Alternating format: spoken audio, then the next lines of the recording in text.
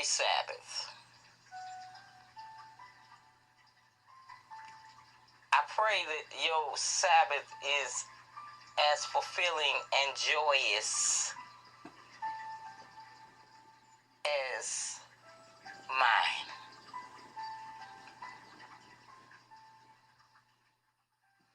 The word of the Lord came again this morning.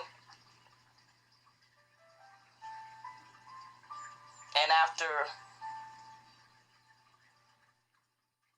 meditation, prayer, worship, and just crying out to him, cleansing myself today, he gave me a word, a fitting word, an exact word.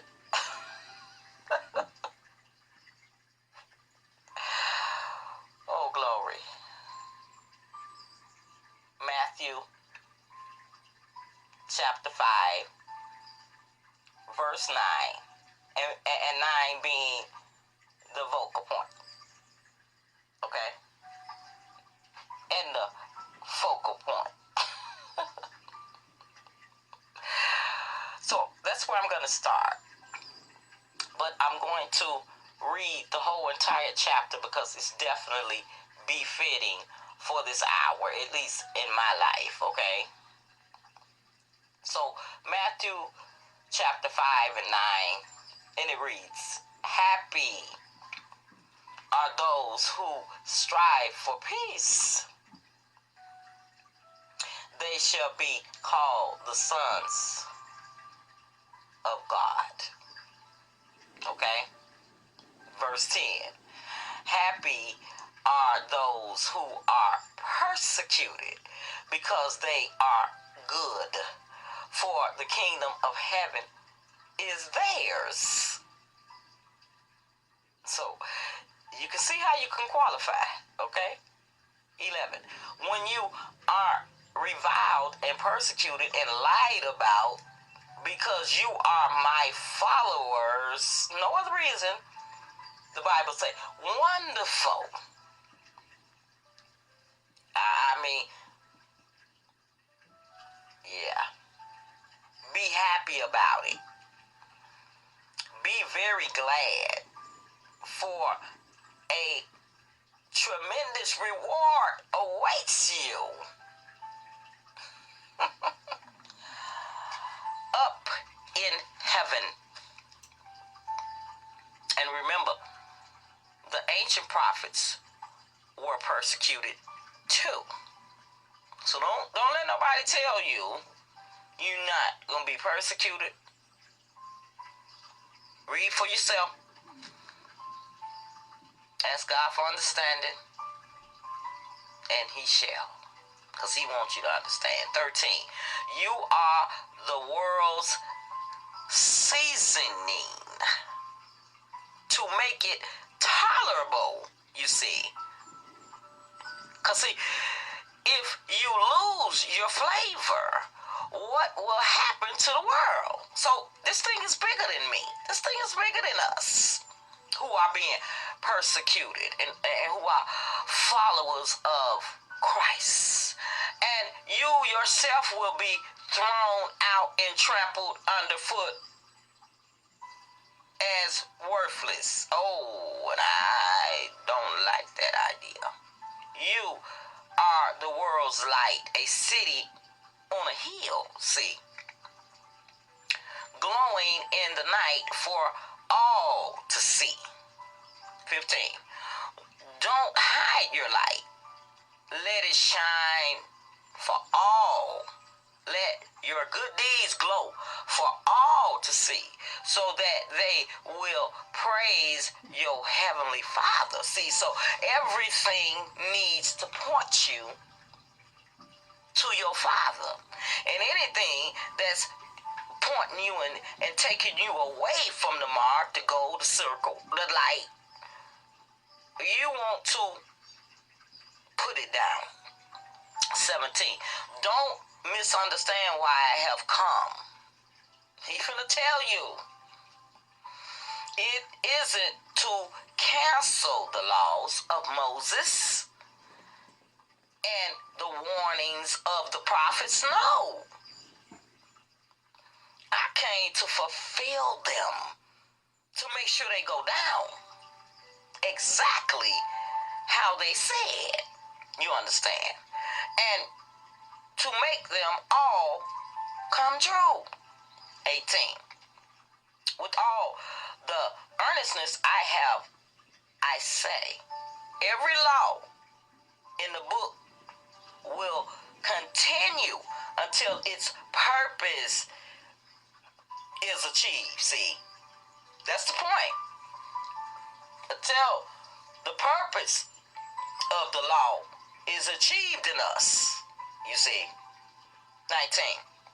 And so if anyone breaks the least commandment and teaches others to, he shall be the least in the kingdom of heaven. But those who teach God's laws and obey them themselves shall be great in the kingdom of heaven. So you can't just teach it, you gotta live it. 20. But I warn you, unless your goodness is greater than that of the Pharisees and other Jewish leaders, you can't get into the kingdom of heaven at all. Because you see, 21 going to explain. Under the laws of Moses, the rules was, if you murder, you must die. But I have added to that rule, and it's a stiffer sentence. He got higher standards, okay, than man, is what this showing you. Moses is man. And I tell you that if you are only angry, you see, you even if your own home, even in your own home, you are in danger of judgment, you see. Because, see, anger leads to other stuff. If you call your friend an idiot because he might not understand something or she might not understand something, you are in danger of being brought before the court, you see. And if you curse him, you are in danger of the fires of hell. So, I beseech you to stop. Okay? 23. So if you are standing before the altar in the temple offering a sacrifice to God and suddenly remember that a friend has something against you, 24. Leave your sacrifice there beside the altar and go and apologize and be reconciled to him, and then come and offer your sacrifice to God. And see, this right here is something we really need to listen to. Maybe I should read it again. 24. Leave your sacrifice there beside the altar and go and apologize and be reconciled to him, and then come and offer your sacrifice to God, because other than that, he don't want it. 25. Come to terms quickly with your enemy before it is too late and he drags you into court and you are thrown into a debtor's cell. And in this debtor's cell, 26, for you will stay there until you have paid the last penny. 27, some call it karma. The laws of Moses said you shall not commit adultery, right? Now, he said you shall not commit adultery. So that's physically actually touching and making love and with somebody else's wife or what. But 28, but I say anyone who even looks at a woman with lust in his eyes has already committed adultery with her in his heart. So stop. 29. So if your eye, even if it is your best eye, the one you see better out, or the one look better or feel better, causes you to lust, gouge it out and throw it away. Better for part of you to be destroyed than for all of you to be cast into hell. 30. And if your hand, even your right hand, for masturbation or something of the sort, causes you to sin, cut it off and throw it away. Better that than find yourself in hell. 31. The law of Moses says, if anyone wants to be rid of his wife, do it properly. He can divorce her merely by giving her a letter of dismissal now, right? Now, that's one part of it, 32. But I say that a man who divorces his wife, he gonna explain to you that it causes a domino effect of adultery, okay? He said divorces his wife except for fornication causes her to commit adultery. If she marry again and he who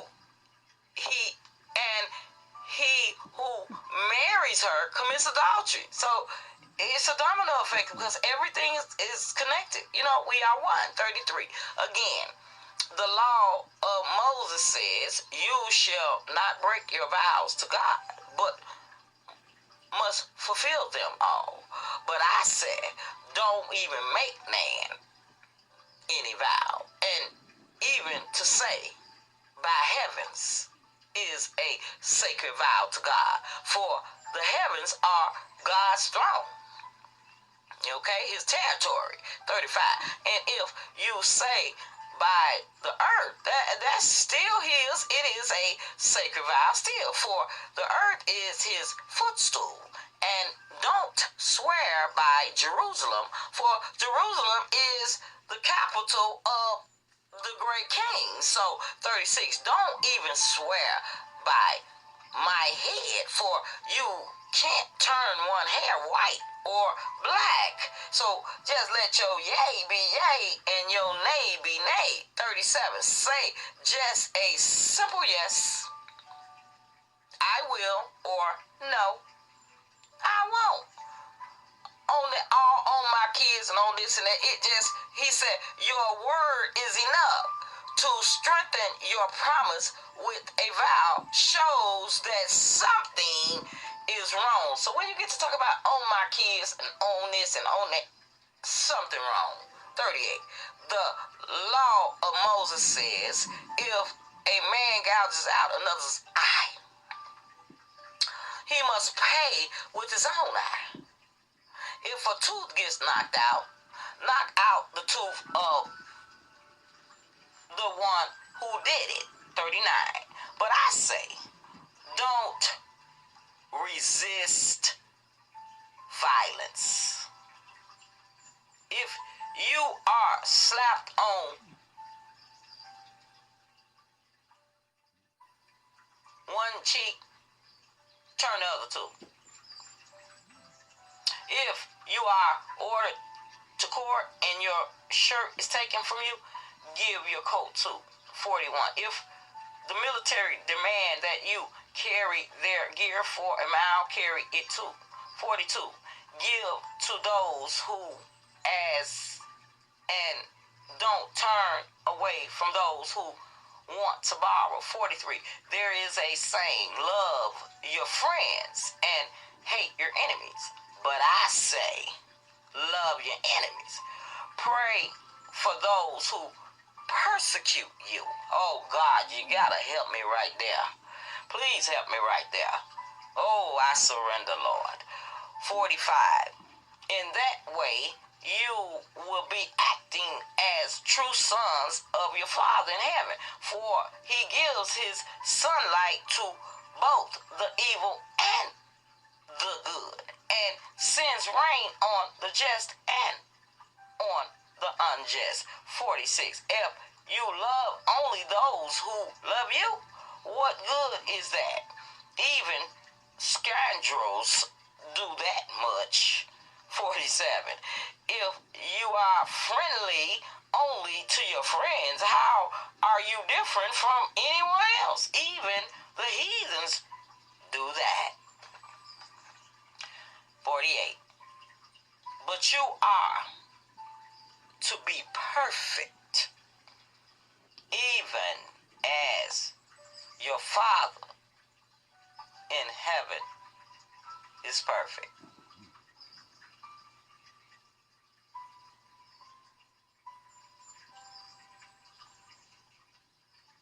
I bid you peace, love, and light.